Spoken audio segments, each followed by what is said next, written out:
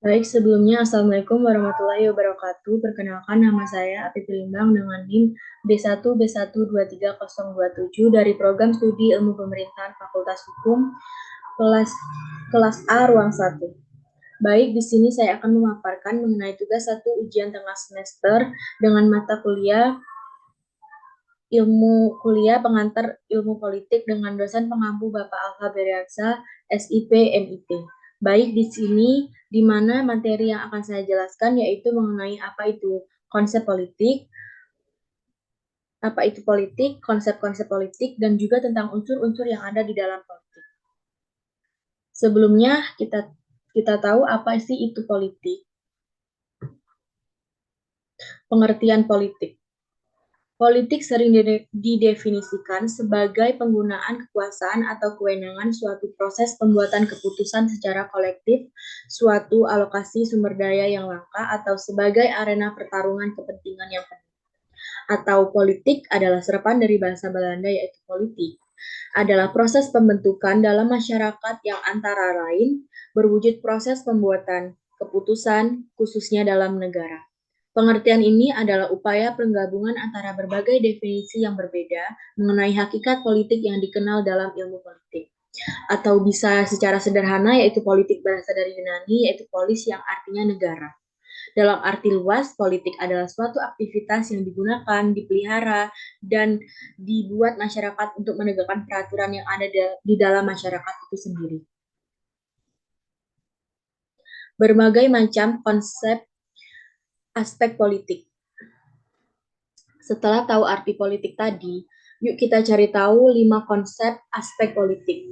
Yaitu 1 ada konsep klasik, 2 konsep kekuasaan, 3 konsep kelembagaan, 4 konsep fungsionalisme, dan 5 konsep konflik. 1 konsep klasik, di mana politik tersebut akan digunakan oleh masyarakat untuk bisa mencapai suatu kebaikan bersama yang di dalamnya dianggap memiliki nilai moral yang lebih tinggi.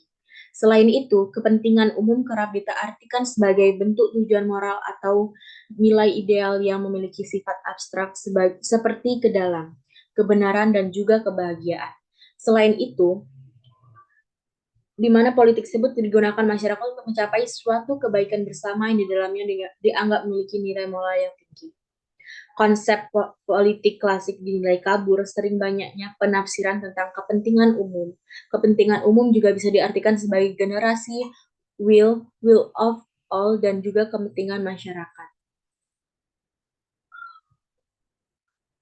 2 konsep kelembagaan. Menurut Max Weber, politik merupakan segala sesuatu yang berkaitan langsung dengan penyelenggaraan negara. Ia melihat negara dari sudut pandang yuridis, formal yang juga status. Akan tetapi, konsep ini hanya bisa diberlakukan bagi negara modern.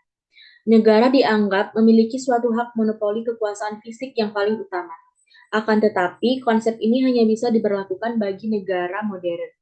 Negara modern sendiri merupakan suatu negara yang sudah memiliki diferensiasi serta spesialisasi peranan. Lalu, negara modern juga sudah memiliki batas wilayah yang lebih pasti serta penduduknya tidak nomaden atau berpindah-pindah tempat. 3 konsep kekuasaan. Kekuasaan di sini memiliki arti suatu kemampuan seseorang yang bisa memberikan pengaruh kepada orang lain, baik itu tentang pola pikir ataupun perbuatan yang bisa membuat orang lain berpikir dan bertindak sesuai dengan orang yang memberikan pengaruh. Yang mana menurut Robinson, politik merupakan suatu kegiatan untuk mencari, mempertahankan sebuah kekuasaan atau suatu kegiatan yang menentang. Konsep politik kekuasaan memiliki kelemahan di dalamnya, yaitu tidak dapat membedakan konsep beraspek publik dan juga non-politik. Selain itu, konsep kekuasaan juga merupakan salah satu konsep yang ada di dalam ilmu politik yang masih ada konsep ideologi, legitimasi, dan serta konflik. Konsep fungsionalisme. Konsep politik fungsional juga memiliki kelemahan, yaitu pemerintah hanya bisa ditempatkan sebagai sarana dan juga wasit terhadap persaingannya antara berbagai macam kekuatan politik. Hal ini dilakukan untuk bisa mendapatkan nilai terbanyak dari kebijakan umum yang ada tanpa perlu memperhatikan kepentingan pemerintah itu sendiri. Sedangkan menurut Harold Laswell, politik adalah who gets, what gets, when gets, and how gets nilai. Selain itu, politik juga digunakan sebagai perumusan serta pelaksanaan kebijakan umum. Politik juga memiliki konsep fungsional. Menurut David Aston, memiliki pendapat jika politik merupakan alokasi dari nilai-nilai secara otoritatif. Nilai-nilai otoritatif tersebut memiliki dasar kewenangan serta mengikat masyarakat. 5. Konsep konflik.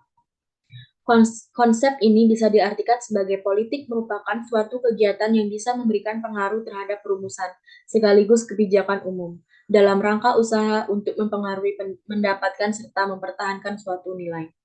Maka dari itu, kerap terjadi suatu perdebatan dan juga pertentangan dari berbagai macam pihak, yang mana perdebatan dan pertengkaran tersebut semata-mata untuk memperjuangkan serta mempertahankan suatu nilai. Kelemahan dari konsep konflik adalah tidak semua konflik memiliki dimensi politik.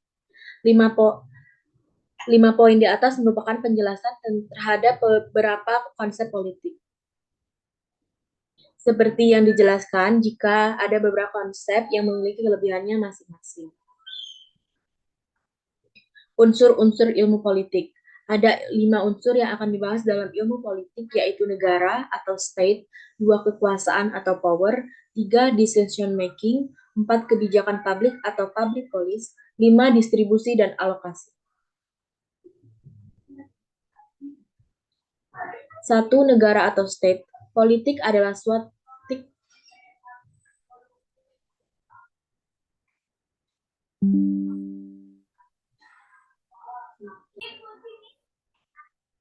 negara atau state. Politik adalah suatu usaha yang ditempuh warga negara untuk mewujudkan kebaikan bersama. Teori klasik Aristoteles, karena politik adalah hal yang berkaitan dengan penyelenggaraan publik pemerintahan. Atau bisa diartikan negara berarti persekutuan bangsa dalam suatu daerah yang tentu batas-batasnya dan diurus oleh badan pemerintah yang teratur. 2. Kekuasaan atau power. Kekuasaan dalam konteks politik adalah suatu kemampuan untuk mempengaruhi kebijaksanaan umum atau pemerintah sesuai dengan tujuan sang pemegang kekuasaan. Kekuasaan itu dibagi menjadi 3, yaitu eksekutif, menjalankan kekuasaan secara teknis, roda pemerintahan, 2 legislatif, wewenang membuat, mengesahkan, dan mengawasi roda pemerintahan, 3 yudikatif, kuasa penyelesaian hukum yang didukung kekuasaan kepolisian demi menjamin pelaksanaan hukum. 3. Decision making adalah tahap pengambilan keputusan di antara 2 hal atau lebih atau proses pengambilan keputusan. 6 tahap decision making yaitu 1. Menetapkan sasaran, 2. Menentukan persoalan, 3. Mengembangkan alternatif, 4. Mengevaluasi alternatif, 5. Memilih alternatif, 6. Melaksanakan keputusan. 4. Kebijakan publik atau public policy. Public policy adalah kebijakan yang memihak kepada rakyat kecil. Adalah suatu tindakan tertentu yang dilaksanakan oleh pemerintah sebagai respon terhadap suatu keadaan yang kritis. Atau pengertian lain dari kebijakan publik adalah kebijakan dari administrator publik dengan tujuan mendistribusi atau menyerap sumber daya negara. Salah satu contoh kebijakan subsidi adalah BBM. 5. Distribusi dan alokasi. Distribusi adalah penyaluran, alokasi adalah penentuan banyaknya penyaluran. Distribusi dan alokasi bertitik pada who gets, what, when, and why. Contoh, keserahan Jokowi atas anaknya.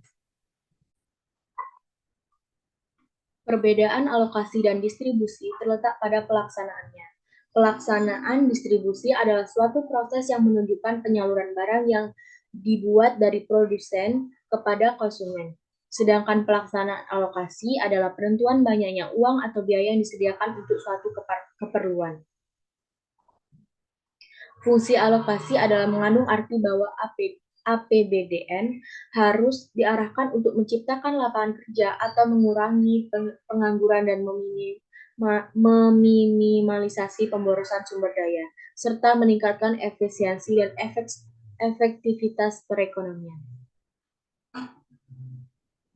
Baik, itu tadi yang bisa saya paparkan dan jelaskan mengenai apa itu politik, konsep-konsep politik, dan unsur-unsur yang ada di dalam ilmu politik. Saya ucapkan terima kasih. Wassalamualaikum warahmatullahi wabarakatuh.